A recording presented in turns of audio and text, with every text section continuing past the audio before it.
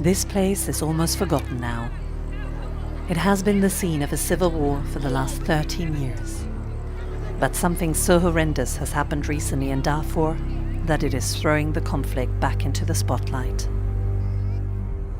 We have evidence that the Sudanese government has used a weapon against civilians in the Jebel Mara area, which has been banned by just about every country in the world.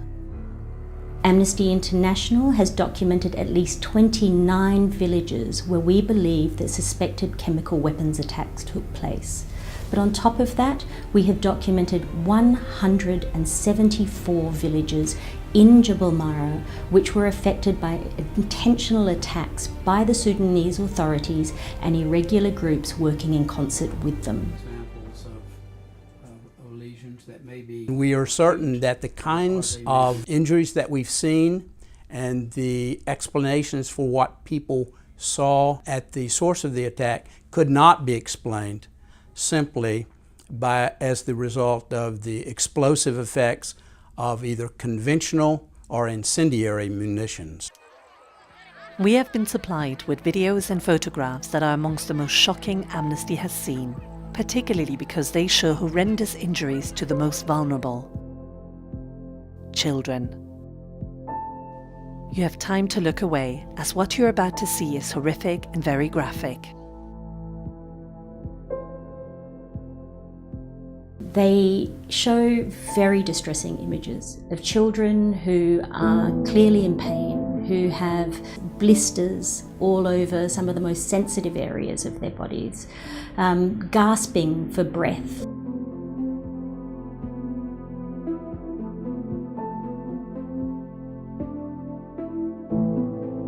Chemical weapons have been banned for decades, and primarily because the indiscriminate nature of them and the sheer cruelty that they inflict just cannot be justified. It is a true violation of international norms. It is a war crime. This civil war started in 2003 when rebel groups decided to take up arms against the Sudanese government, who they accused of oppressing Darfur's non-Arab population. In response, the government, together with local militia referred to as the Janjaweed, began a campaign of ethnic cleansing of the non-Arab population.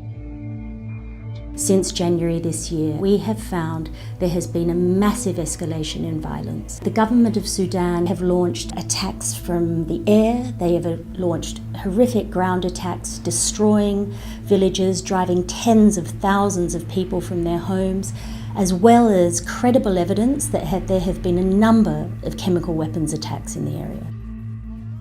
The government of Sudan is seen here, ironically celebrating the return of peace to Darfur, 2 days before the most recent suspected chemical weapons attack we've recorded. The government of Sudan thinks it is above and beyond the law, and it is now time that we see the type of international pressure that is required to hold this government to account. There needs to be an independent investigation into what has happened here. We need to ensure that independent experts are allowed into Darfur to investigate if the use of chemical weapons has taken place, and most importantly, we need to see increased assistance to the people of Jebel Mara and increased protection to these people.